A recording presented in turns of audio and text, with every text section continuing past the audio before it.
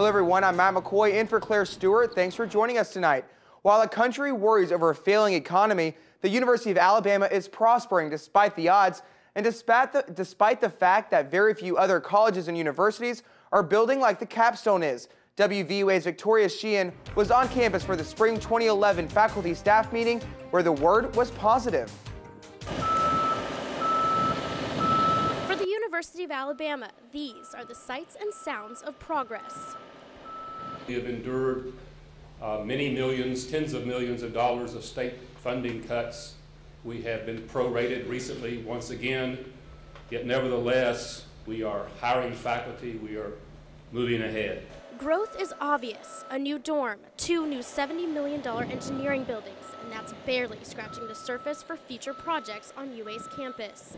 The comment that I receive from people driving by campus or through campus is that they can't remember ever having the campus seem as beautiful as it is today, and it has truly become one of the most attractive campuses anywhere in the country. But some say with the increase in student enrollment comes anxiety about how over 30,000 students will fit on campus. UA officials say over the last 8 years, the university has opened a new facility every 90 days, a staggering statistic unique to UA. We have opened 41 new buildings. Anyone who has any question about whether the physical infrastructure of this university has kept pace with its growth has only to look at those buildings. I feel safe in saying you will not find another college or university in the country that has opened 41 new buildings in 8 years. Reporting in Tuscaloosa, Victoria Sheehan, WVUA News. The university also plans on building a new rec center, dining hall, and police station. An important topic at UA spring faculty and staff meeting today was the possible budget for this fiscal year. Dr. Witt and other faculty members say they are positive and expect another year of financial growth. Witt says the university already experienced a $62 million reduction in state appropriations. He says the legislation that is now in session seems like they won't cut the budget further and will restore $4 million that was cut in January. In tonight's Crime Watch, more than a dozen students at a Tuscaloosa City High School have been arrested after a fight. It happened this morning at Bryant High School. According to Tuscaloosa City Schools spokesperson Leslie Brewington, a total of 14 students were arrested. Brewington said the fight started between 2 students during breakfast, but more students joined in.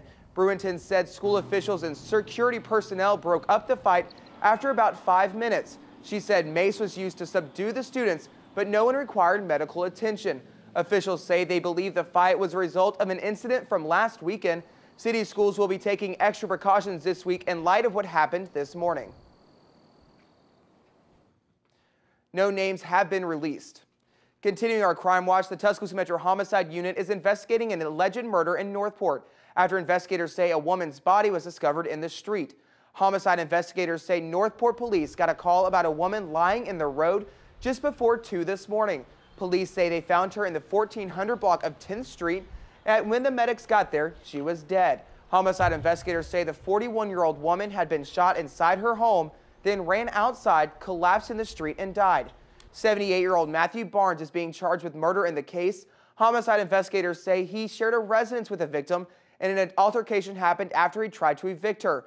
Police say they know the suspect was at the scene today. I hope he can get lucky and somebody reach out to him somewhere and try to help him, because he really do need help. He needs somebody right now.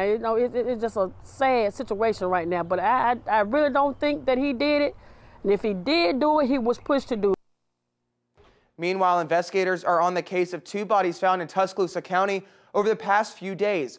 One body was discovered yesterday morning around 11, but the Tuscaloosa County Sheriff's Office has not said specifically where it was discovered and have not released an identity. The other case is being investigated by the Tuscaloosa Metro Homicide Unit. Investigators say workers at a gas well in northern Tuscaloosa County discovered a dead body Saturday. The Tuscaloosa Metro Homicide Unit says sheriff's deputies found a white male trapped between the arms of the gas well. The Homicide Unit says the victim was crushed and it was not clear what he was doing at the rig when he died.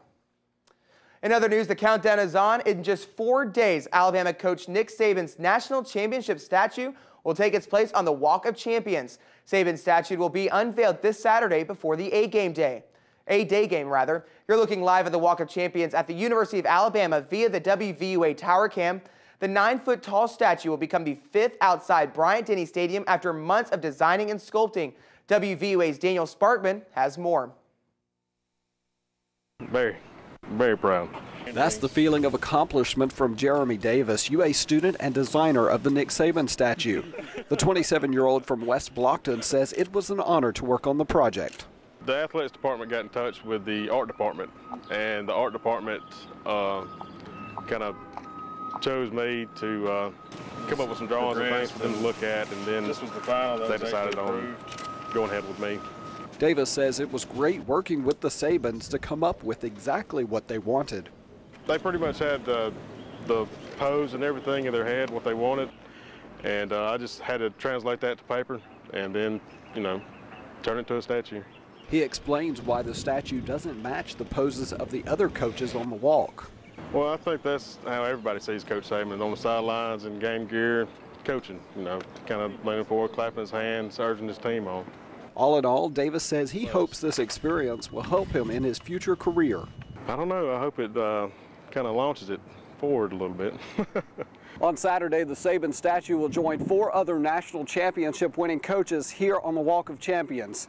Those in attendance, former coach Gene Stallings and Nick Saban himself. Outside Bryant-Denny Stadium, I'm Daniel Sparkman, WVUA News.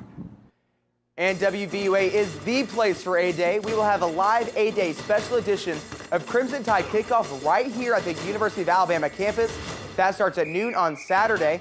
The Saban statue is scheduled to be unveiled during that time.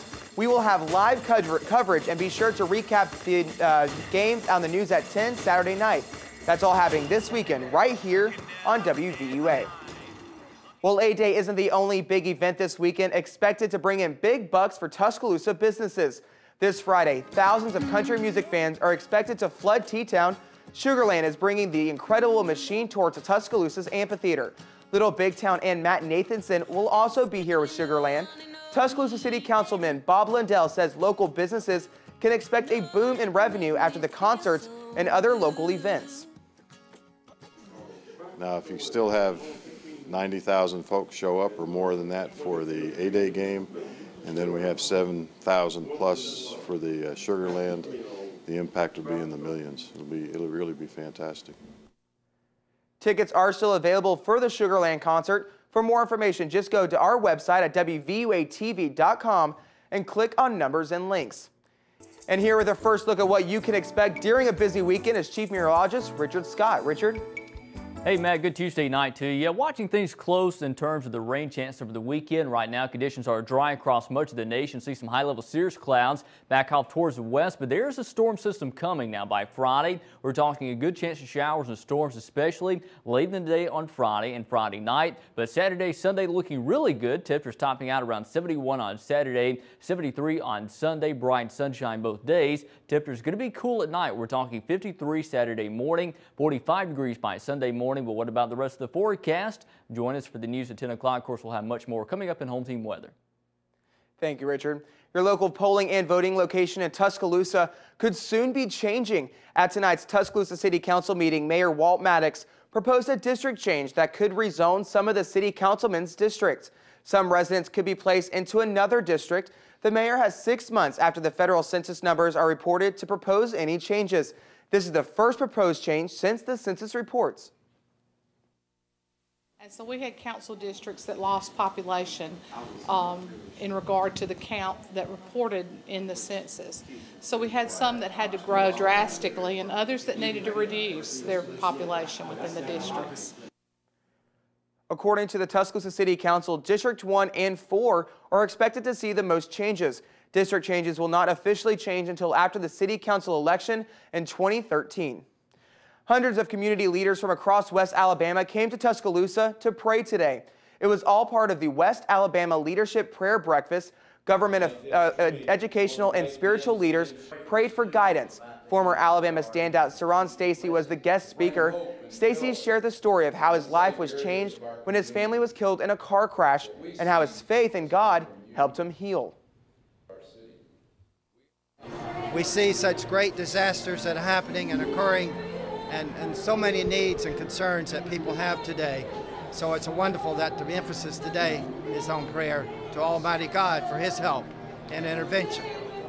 So many people have prayed for my daughter, for myself, for my family, and the Bible tells us that the prayers of the righteous avail us much. And so, you know, your prayer life is the one thing that connects you to God.